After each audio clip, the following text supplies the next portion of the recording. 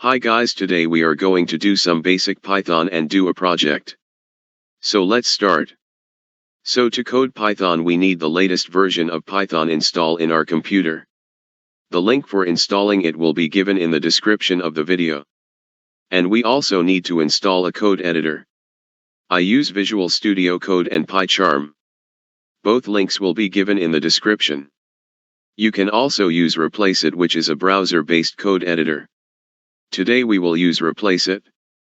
This link also will be given in the description. So before starting, please subscribe to my channel and like this video. Let's go. We are gonna learn these functions today in Python and I will show you how to do it. So let us look at the first function, which is print. So what is print? The print function prints the specified message to the screen, or other standard output device. The message can be a string, or any other object. The object will be converted into a string before written to the screen. So let's code print hello world in Python.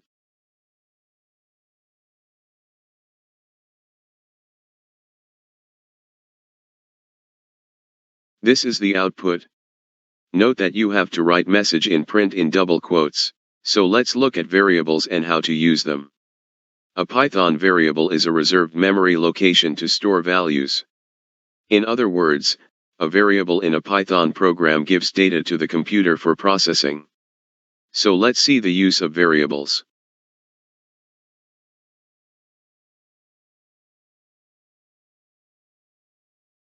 So let's look at what we have done here. We created a variable called hello, which is the text hello world. So note, while creating variables the text should be in double colon. So we printed the variable hello. Important note is that while printing variables any colon should not be used. Just write the name of the variable and the text will be printed. So let's look at the second function, which is input. The input method reads a line from input, converts into a string and returns it. The syntax of input method is input, prompt. Let's code input.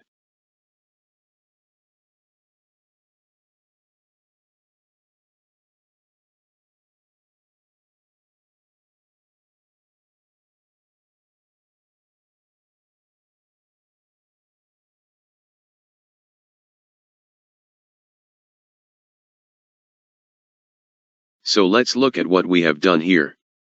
We created a variable called name with the input enter your name.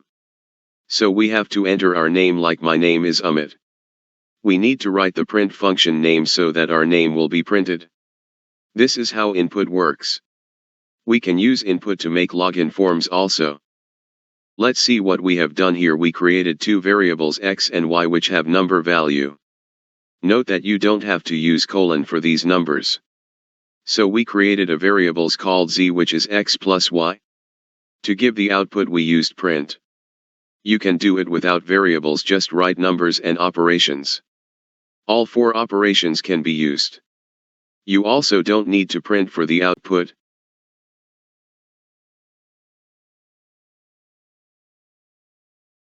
So this is MergeSort.